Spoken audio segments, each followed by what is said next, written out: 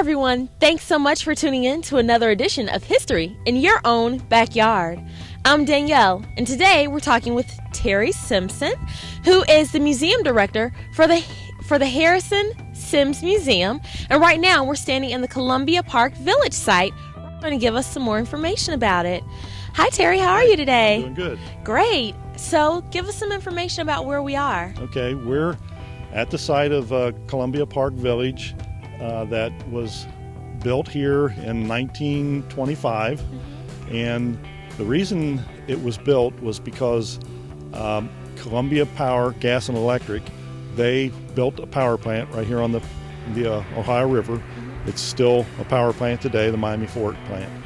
But back in that time, it was like 1924, they announced that they had bought property and down here, and they were going to build a power plant. In the early 1900s, the use of electricity just exploded. The demand was so great, and there was a great need to have more power plants. So this was a good site for them. The problem was, it was such a remote area at the time that they didn't know how they were going to entice workers to come out here. So they needed an incentive, and that incentive was to build this village, build homes so that these folks could live here. They were right across the street from the power plant, very easily get to work. So 1925, they started building the community, and by 1926, people were living here. One interesting fact is that when they were building the power plant, the Brower Road was not here. It was just a dirt road, a farm road. So the workers would have to go up Cliff Road, up past Harrison's Tomb, and go up Cliff Road to the end where Dugan Gap Road begins. They parked up there, and then they walked down the hill to get to the work site. And there was no railroad, so they built tracks out to get the materials out to the power plant. There were three sections, A, B, and an F section. There were proposed areas that were not developed. Those may have been the C and D sections. A section, there were 9 homes. Those were for higher level supervisors.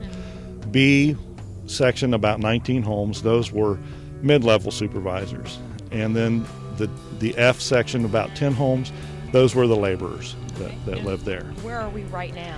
We are at the site of house number 9 in section A. This would have been the largest dwelling, and it was built for the plant supervisor. All right, so you mentioned to us that there was an A, a B, and an F section, and you told us all about the power plant. Well, what happened over the years? Well, the park, the village, it existed for about 30 years, and everything was fine. This was a great place for people to live and raise children. But by 1956, Cincinnati Gas and Electric had taken ownership of the power plant. Nothing had really been done as far as improvement of the infrastructure.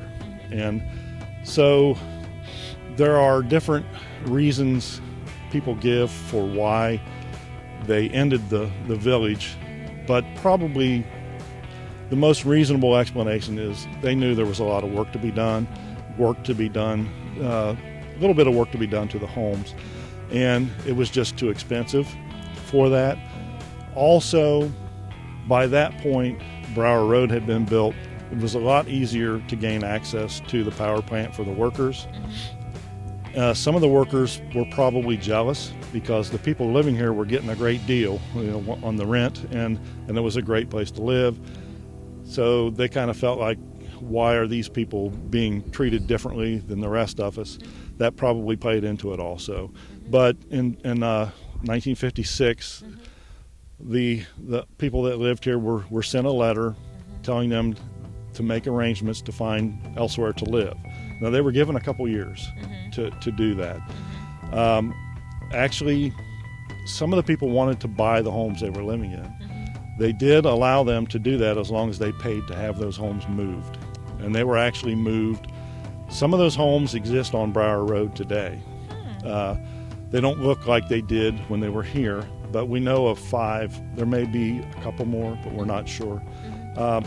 So that's the the demise of Columbia Park Village. Were the other homes here that were left behind, were they just demolished and torn down? They were, for the most part, dismantled, maybe used for construction elsewhere or demolished. We haven't talked about the clubhouse, which was kind of the focal point of the village. And the clubhouse was at the end of Columbia Road, kind of like at the entrance. And the clubhouse was 3 stories. It appears to have been a beautiful building. A porch around to the facing the east and the south, so it had a view of the river and of the village itself. And in the clubhouse, of course, the executives and people, the important people that came out would dine there, and there was a dining room. They had a lounge area, billiard room, and in the basement they had a bowling alley, two lanes, and a laundry, modern laundry at the time. And the second and third floor were rooms for a lot of the single workers would stay in those rooms, and then some of the workers employed to take care of the village or work in the clubhouse, they also stayed in those rooms too. So they had the post office in there for a while. So that was the focal point. It was the last building to be dismantled. Another one of the things to point out in the village itself was they had their own school for the young children.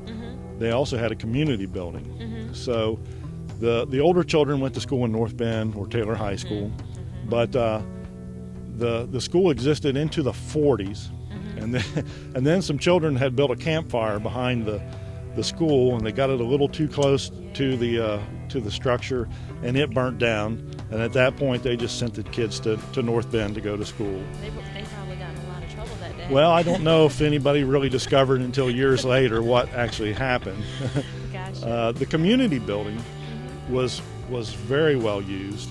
They used it for scout meetings and parties, anything you can think of. They had movies there on Friday nights. So they started out, apparently Charlie Chaplin movies were big back in the day. So they had those 2 buildings. They built parking garages. They weren't, the homes didn't have garages, but you could rent a garage for like $3 a month, and you had to walk a distance to get to your garage. But you had one. Luxury. Yeah, I have a garage. That's right. It was.